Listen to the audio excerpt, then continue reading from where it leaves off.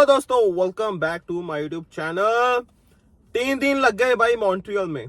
तीन दिन लग गए मॉन्ट्रियल में। बहुत घुमा, बहुत सारी चीजें देखी, लोगों को ऑब्जर्व किया, वहां का कल्चर देखा, चीजों को अंडरस्टैंड करने की कोशिश की, समझने की कोशिश की कि क्यों फ्रेंच को इतनी इंपॉर्टेंस दी जा रही है। वहां जाके पता चलता है भाई, मतलब इंग्लिश से कहीं ज्यादा वहां पे फ्रेंच है।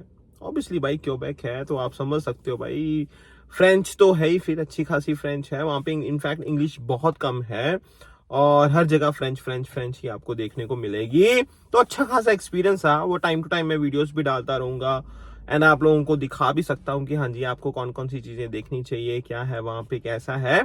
तो जी अच्छा एक्सपीरियंस रहा। लेकिन आज मैं जो टॉपिक लेके आया हूँ उससे आपको एक चीज सीखने को मिलेगी। सीखने को मतलब एक ऐसी कैटेगरी है जो आपको वर्क परमिट के लिए ना काफी फायदा कर सकती है, बहुत ज्यादा फायदा कर सकती है।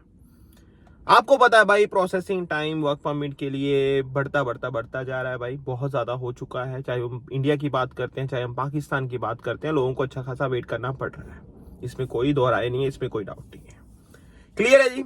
अब उसके चलते लोगों को भाई ऑप्शंस देखनी पड़ेंगी, प्लान बी प्लान सी देखना पड़ेगा कि और क्या कर सकते हैं, कैसे कर सकते हैं। तो भाई मैं आज आपको बता रहा हूं एक ऐसी स्ट्रीम के बारे में जिसके बारे में हो सकता है कि बहुत सारे लोगों ने सुना ही ना हो सकता है बहुत सारे लोगों ने सुना ही ना हो, लेकिन अगर आप उस चीज को चेक करोगे, मैं डिस्क्रिप्शन में भाई उसका लिंक भी प्रॉपर डाल दूंगा, वो जाके आप प्रॉपर रिसर्च करो चीज के बारे में, तो हो सकता है आप एलिजिबल भी हो सकता है आप उसके थ्रू आप अपनी एप्लीकेशन जो है वो लॉन्च कर दो और हो सकता है उसके थ्रू आपको जल्दी वर्क परमिट मिल भी जाए। क्लियर है जी। तो चलो भाई मैं आपको बता देता हूं जी कि किस हम स्ट्रीम की बात कर रहे हैं। मैं आज बात कर रहा हूं भाई ग्लोबल टैलेंट स्ट्रीम के बारे में। ग्लोबल टैलेंट स्ट्रीम के बारे में मैं बात करने वाला हूं भाई। इसमें भी भाई सेम प्रोसेस है। देखो ऐसा फर्क नहीं है कि जी आपका भाई कोई और इसमें कुछ आपको एलएमआई की जरूरत नहीं है या कुछ भी ऐसा कुछ, भाई वो नहीं है। ठीक है, मैं क्लोज वर्क परमिट की बात कर रहा हूँ भाई। ठीक है जी। एलएमआई के लिए भाई इसमें भी होगा, एम्प्लॉयर को, गवर्नमेंट को बोलना पड़ेगा कि हाँ जी भाई हमें इस क्वालिफिकेशन का बंदा, ये स्किल सेट का बंदा, इस एक्सपीरियंस के साथ हमें चाहिए जी। ठीक है जी। तो वो एलएमआई अप्रूव करेंगे, फिर जो एम्प्लॉय होगा, जो एप्लीकेंट होगा, वो आगे वर्क परमिट के लिए अप्लाई करेगा जी। ठीक है, ये चीज क्लियर हो गई। अब इसमें यह है कि भाई कुछ चीजें हैं जो एम्प्लॉयर को ध्यान में रखनी है। ठीक है, मैं आपको बता देता हूं जी। पहले तो भाई वही चीजें कि भाई कुछ इंफ्रैक्शंस नहीं होनी चाहिए एम्प्लॉयर को लेके, या कुछ ऐसी कुछ चीजें, मतलब गलत रिकॉर्ड नहीं होना चाहिए भाई। सही अच्छा बंदा होना चाहिए आपका एम्प्लॉयर। ठीक है, आपकी कंपनी अच्छी होनी चाहिए। और बाकी भाई उनको डेफिनेटली भाई उसमें होना चाहिए इनिशिएटिव इसमें कि भाई जो बेनिफिट प्लान है लेबर मार्केट का, एलएमआई हम बोलते थे जिसको, उसमें भाई ये कि हाँ जी मतलब दिखाना पड़ेगा कि भाई देखो जी हम लेबर मार्केट जो है, हम कनाडा का जो स्किल्ड एक कैटेगरी है, उसमें देखो जी हम कंट्रीब्यूट कर रहे हैं। और फिर भाई कोई चक्कर नहीं है जी, एलएमआई गवर्नमेंट उनको दे देगी। और जैसे ही एलएमआई आती है, आप आगे भाई एप्लीकेंट को दे दोगे, एप्लीकेंट आगे वर्क परमिट के लिए अप्लाई कर देगा। क्लियर है जी। देखो भाई इसमें क्या है, फर्क क्या है, जॉब ऑफर के लिए एलिजिबिलिटी क्या है, पहले तो ये सुन लो। ठीक है, इसमें भाई दो कैटेगरीज हैं, categories A category and B. To be eligible for the GTS category global talent stream, मैं दोबारा बोल रहा हूँ गाइस, सर्च प्लीज जरूर करना जाके, global talent stream category A, one of the GTS approve partner जो हैं इसके must recommend your Canadian employer, कि भाई या तो वो रिकमेंड कर दें आपके कैनेडियन एम्प्लॉयर को कि हाँ जी भाई कोई चक्कर नहीं है, फिर तो भाई ठीक है, वो जॉब ऑफर आपका वैलिड हो जाएगा।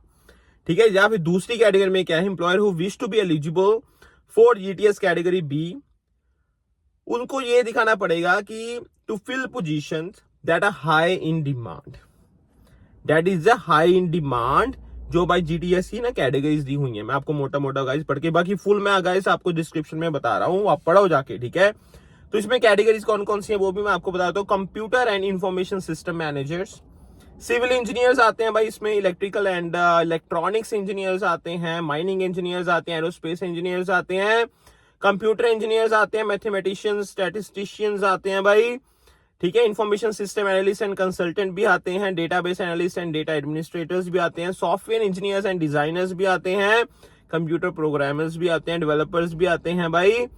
एंड देखो भाई बहुत सारे information system testing technicians, computer network technicians, तो उसमें बहुत सारे हैं, वो मैं डाल भी दूंगा भाई, इसका ना लिंक डिस्क्रिप्शन में डाल दूंगा, आप जाके चेक करो। अगर आप इसमें एलिजिबल हो तो भाई इसमें आप अप्लाई करो, इसमें आप अप्लाई करो, ठीक है। क्योंकि सेम चीज है ना, अगर वहां पे आपको भाई 5-5, 6-6, 7-7 महीने वेट करना पड़ रहा है, तो हो सकता है भाई इसमें जल्दी आ जाए, हो सकता है इसमें जल्दी आ जाए, क्यों नहीं हो सकता। तो डेफिनेटली भाई आपको तैयारी करनी चाहिए, आपको इस चीज के बारे में सोचना चाहिए। कौन सा है भाई ये? ग्लोबल टैलेंट स्ट्रीम, हम इसको GTS भी बोल देते हैं, ठीक है। जो प्लानिंग कर रहे हैं भाई कनाडा में आने की, एंड वो चाहते हैं कि जल्दी जल्दी हमारा भाई प्रोसेस हो जाए। अगर आपकी ये आप इस वन ऑफ दीज कैटेगरीज के अंडर आते हो तो डेफिनेटली भाई आपको बहुत सारा फायदा हो सकता है, ठीक है। बाकी और ऐसी अपडेट्स के लिए भाई नैब सिंह संगीत का चैनल फॉलो करो यार, ठीक है। बाकी next time topic and discussion ऐसे स्टे का ध्यान रखना, एंड और अपडेट्स के लिए जल्दी मिलते हैं। Bye bye guys, take care, enjoy, bye bye.